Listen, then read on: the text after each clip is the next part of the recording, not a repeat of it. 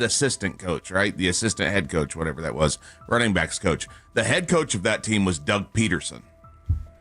Doug Peterson has the Super Bowl. Doug Peterson has the offensive mind, right? Played quarterback in the NFL. He was brought into Jacksonville to, change things with Trevor Lawrence. His career was going downhill, and that didn't work. But Doug Peterson's a guy that Andrew Berry has experience with when he was in that football operations job, vice president. And he's also a guy that's won a Super Bowl, is a strong-minded head coach, is a guy that's might not blow him out, might not publicly throw him under the bus, won't be seen as a puppet at all. He's only 57. He's only 57 It's pretty crazy. And he's not on that little list that you have in your envelope. He's not on the list. You might want to reopen the list. I thought you were saying Deuce Staley. I was like, okay, that might be interesting. And then when you said Doug Peterson, I think the people watching on YouTube probably saw my face. I'm not really excited about that possibility. Well, I can understand that. I was very excited. If I was a Jacksonville Jaguars fan 3 years ago or whenever they brought him in 4 years ago, I would have been very excited. I was excited to see him with Trevor Lawrence, and it didn't work out, right? But that's a guy that I think is a winner. I think Doug Peterson is a winner. Now, hold on, though. Hold on. The Cleveland Browns team is sitting on a powder keg, and the fuse is burning quickly. People are talking more and more behind the closed doors of the Browns headquarters, and the writing isn't just on the wall anymore. It's on billboards, spray painted on overpasses, and scrolling across every sports ticker in the country.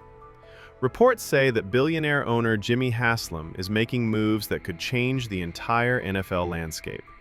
He has watched his investments circle the drain for yet another painful season. Kevin Stefanski, the head coach who once led Cleveland to playoff glory, is now on the verge of professional oblivion as his boss makes plans for the future without him. This isn't just a guess anymore. This isn't just fans hoping for the best or talking heads who need something to say. The machines are working. The gears are moving.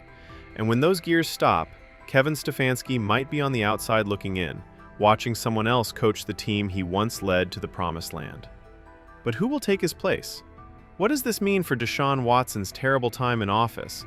And how does Shedeur Sanders, the most divisive rookie quarterback in a long time, fit into this crazy puzzle? Get ready, because we're about to get into the drama, the backroom deals, and the shocking truth about what's going on in Cleveland right now. Let's get to the point. First and foremost, Jimmy Haslam is a businessman. He is also a football owner. When you spend hundreds of millions of dollars on a franchise, and then another fortune on a state-of-the-art domed stadium that is supposed to be the best in the NFL, you don't let mediocrity get in the way. You don't take excuses. You don't just shrug your shoulders when ticket prices drop to $6. No, you take action, and you do it quickly and decisively. At the end of the day, this is all about keeping your money safe and getting the most out of it. Browns fans need to face the hard truth. Kevin Stefanski is now a problem for Haslam's big plan. That gorgeous new stadium with all the bells and whistles that is supposed to bring in Super Bowls and international games and make money that other owners would be jealous of. To fill those seats, that stadium needs a team that wins. It needs excitement, hope, and, most importantly, fans who are willing to pay a lot of money to see football. When tickets drop to $6, that's not just a problem with the price. That's a big problem. That's the market saying that no one wants to buy what you're selling anymore. I wouldn't. Is Shedeur your starting quarterback going into next year? I don't know. Okay, because that matters. Because if Doug Peterson couldn't get it going with Trevor Lawrence, now I think Trevor Lawrence is overrated. Yeah. But it's like, dude, you couldn't get Trevor Lawrence to play to a higher level. Right. Meanwhile, I got Liam Cohen having him play at a higher level. What? I don't know if I trust you with Shedeur. Doug Peterson's also a guy that you go, hey, Andrew Berry can go, hey, I've got this young guy, Tommy Rees. He at least has some play calling that looks like it's working with Shedeur. Hey, let's keep him in that offensive coordinator role. Mm-hmm. Those are things that are possibilities. I didn't say it's something that I liked or that I wanted Doug. I'm not standing on a hill for Doug Peterson right now. It's an idea. I'm just saying, when I start reading tea leaves and connecting dots, that's one that doesn't not make sense to me. He wouldn't be on my list, and I would not want him to be because I don't like to fight you on things. And I'm not doing a list of guys that I want or don't want. This is guys that I think make sense and are probable. And this is where things get really interesting. Do you remember when Shedeur Sanders suddenly didn't play anymore right when ticket prices dropped? Is it just a coincidence? No way.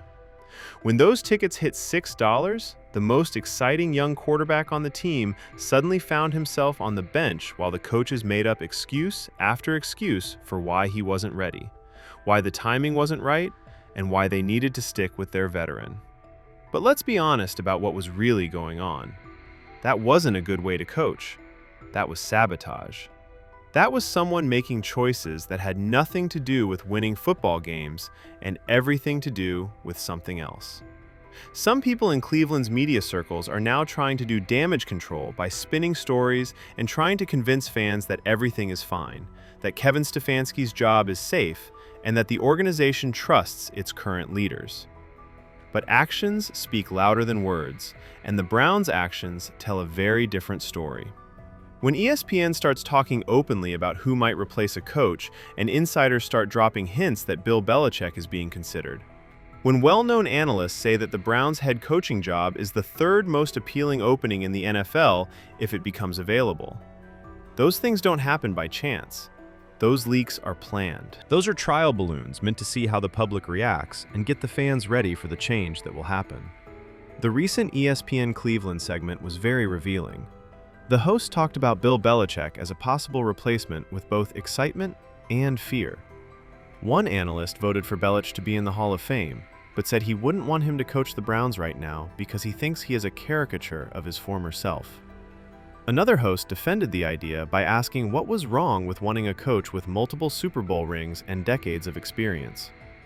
The debate was interesting because it brought up the main problem the Browns are having.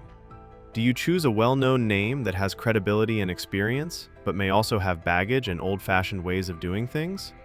Or do you take a chance on a younger, hungrier coach who represents the future, but doesn't have the experience of winning a championship? But this is what that argument really showed. People are no longer talking about whether Kevin Stefanski should stay or go. People in the media, people who work for the organization, and people who know people who work for the organization are already talking about who will take his place. They are already arguing about the pros and cons of different candidates. They're already acting like his leaving is a sure thing instead of a chance. No matter what official statements say, this is strong evidence that Stefanski's time in Cleveland is coming to an end. Bill Barnwell of ESPN says that the Browns' coaching job is the third most appealing opening in the NFL for people who want to work there. Why? The Browns have problems right now, like the Deshaun Watson disaster and a limited roster, but they still have something very valuable: resources. The team thinks it will have $79 million in cap space when the 2026 season starts. They have money to spend on the draft. They have owners who are willing to spend money to win, and they can start over if they need to because they don't have a lot of problems to deal with. That last point is very important. If the new coach wants to, Andrew Berry's draft class and the way the team is set up make it possible to completely tear down and rebuild the team. The Browns give coordinators who want to move up to head coach, or coaches who have been around for a while and want one more chance at glory, a blank slate that isn't common in this league. You don't have to work with other people's players and systems when you walk into this situation.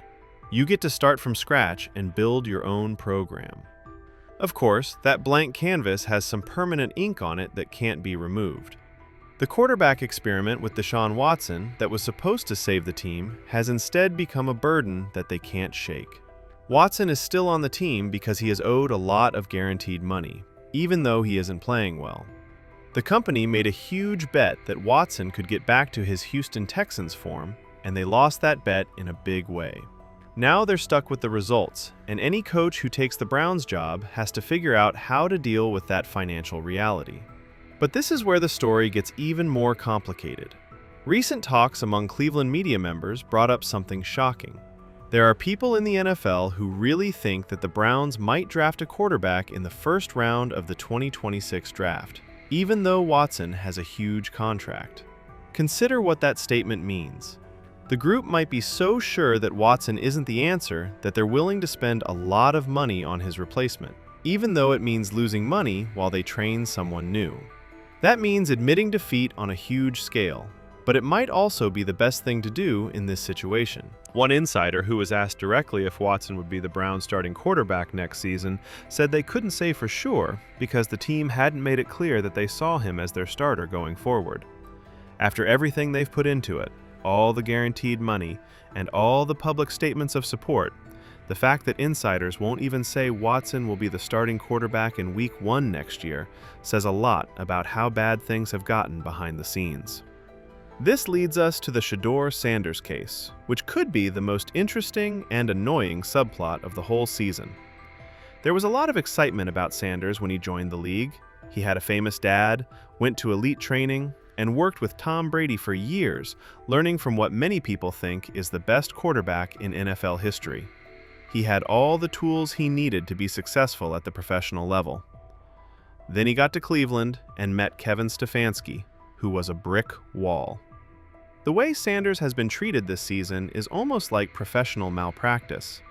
Even though he showed flashes of brilliance in limited chances, and fans wanted to see what he could do with more playing time, Sanders spent most of the season on the bench.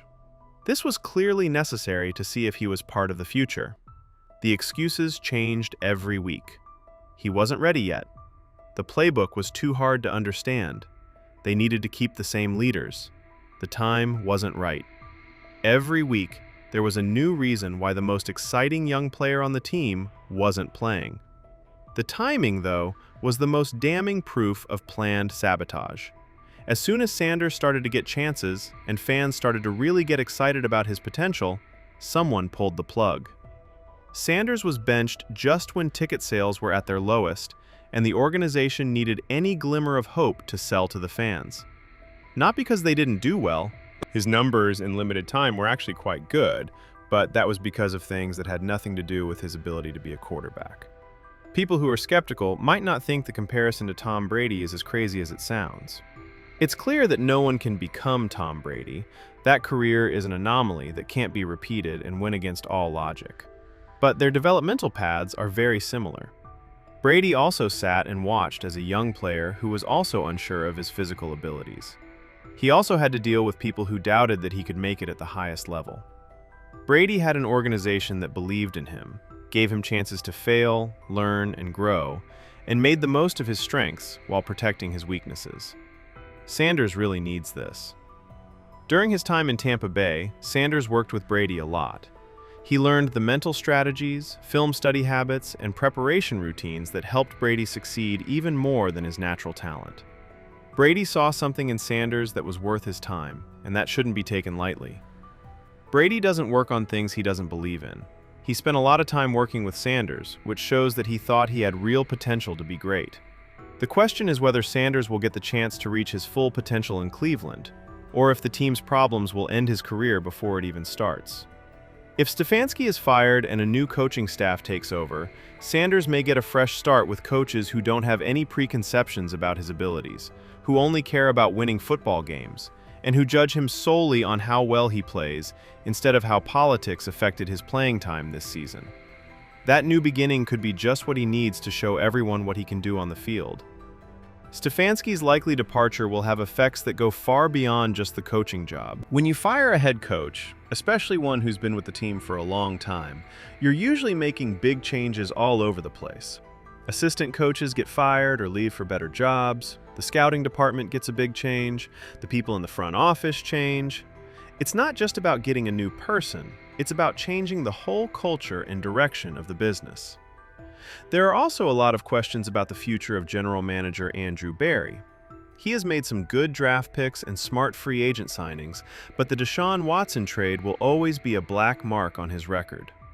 That one choice ruined the team's future, cost them several first-round picks, forced them to sign an unprecedented guaranteed contract, and in the end, they didn't even get decent quarterback play, let alone great play. If you worked for any other company, that level of failure would get you fired right away. Berry has been able to stay in business this long because of his relationship with the owners and his ability to sell a vision for the future. But visions can only take you so far. Results have to show up at some point, and the ones in Cleveland have been terrible.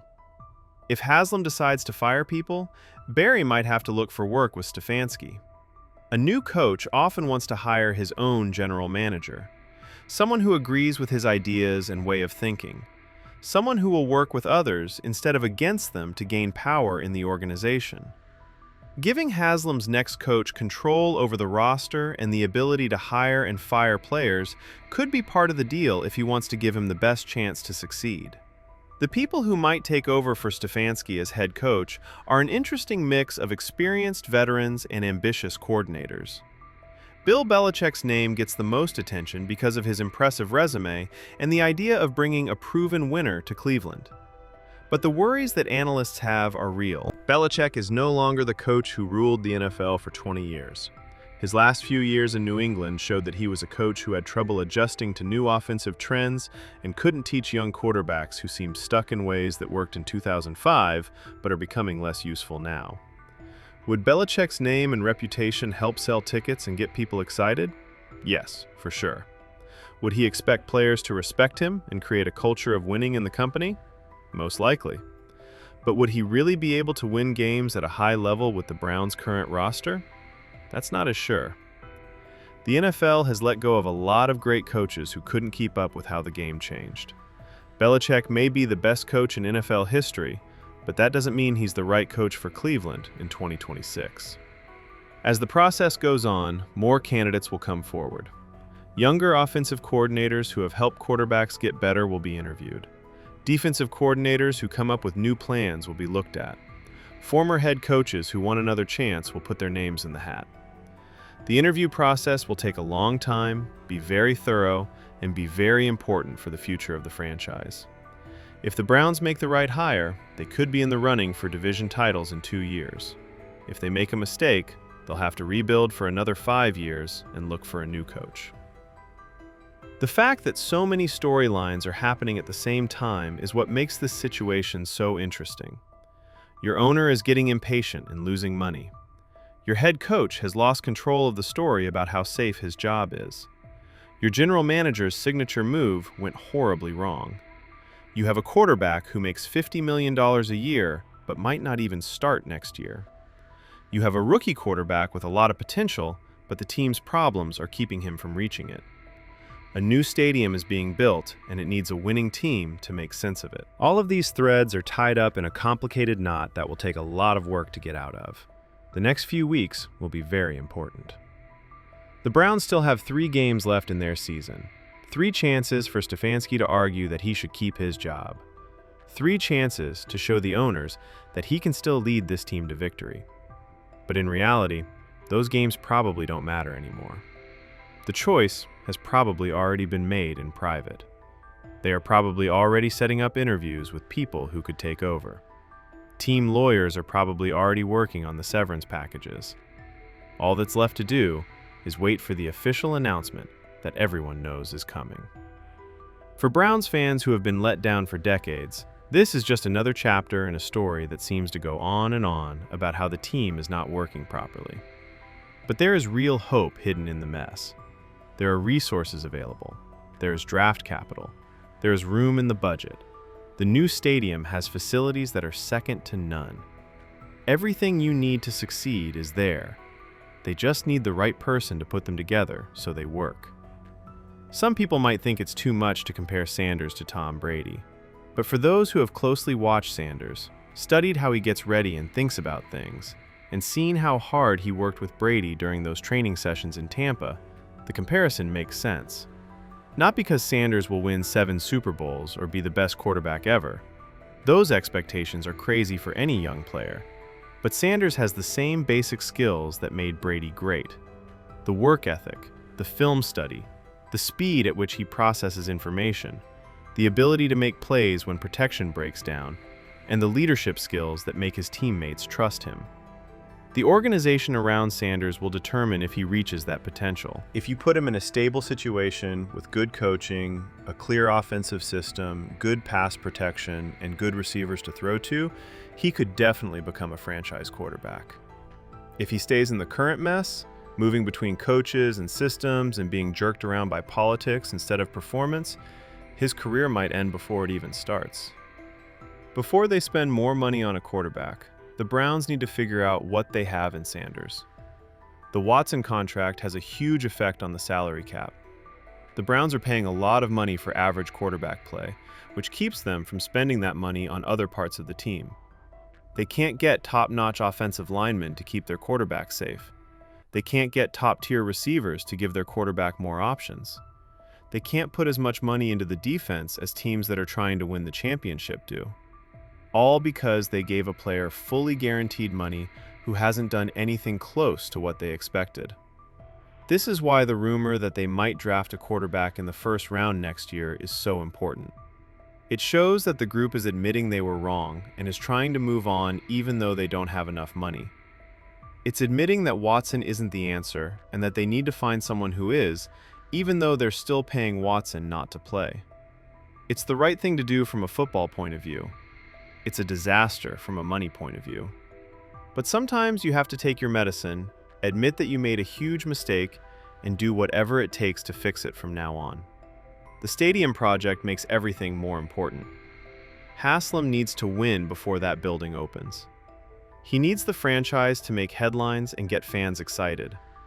He needs people who are willing to pay a lot of money for good seats in a nice place.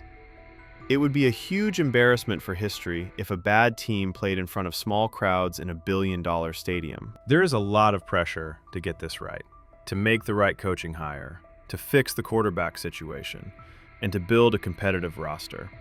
The pressure is getting bigger every day. Stefanski should get credit for how well he did at first. He was named Coach of the Year. He turned a team that was always having problems into one that could make the playoffs. He gave an organization that really needed both stability and professionalism. But the NFL is a business that cares about results, and the last few games have not been good enough. It's up for debate if that's all his fault. The Watson contract's limits on the roster are definitely to blame, as are the injuries that hurt the team at different times. But in the end, the head coaches are in charge of what happens on the field. And this season, the product has been unwatchable too many times. Fans have been most frustrated by watching mistakes that could have been avoided turn into disasters.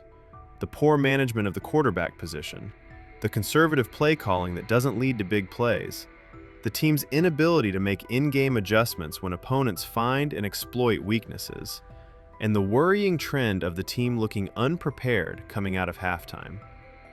These are clear mistakes by the coaches, and they've piled up to the point where change is not only wanted, but absolutely necessary. When the announcement finally comes, and Haslem steps up to the podium to thank Stefanski for his service and say that the organization is going in a different direction, Browns fans will feel a lot of different things. Thankful that things are finally changing. Worrying about who will take his place and whether that person will be better. The disappointment of yet another coaching tenure ending in failure. A little bit of hope that this time will be different. Even though there are clear challenges, the Browns' job will be very appealing to coaching candidates because of the resources, the blank canvas, the passionate fan base that wants to win, the new stadium, and the owners who are willing to spend money. These are benefits that not many other companies can give you. A coach who is smart, driven, and has a clear plan could definitely turn this situation around pretty quickly. If someone can figure out how to put them together correctly, the pieces are there. As this drama continues to unfold over the next few weeks, with rumors growing and speculation reaching a fever pitch as insiders drop hints and analysts make predictions, Browns fans can only watch and hope that their owner makes the right choice this time. That this time, the hiring of a coach works out, that this time, the quarterback situation gets better, and that this time, the rebuilding process leads to a team that can compete instead of just another cycle of disappointment. The stakes couldn't be higher. The timeline couldn't be any shorter. The pressure couldn't be any higher. Jimmy Haslam is getting ready to make choices that will shape the future of the franchise for the next 5 to 10 years. He's getting ready to put a lot of money and resources into a new vision for Brown football. Kevin Stefanski is getting ready to watch that vision unfold from somewhere else, even though he had a lot of success at first, won Coach of the Year, and brought stability to a chaotic situation.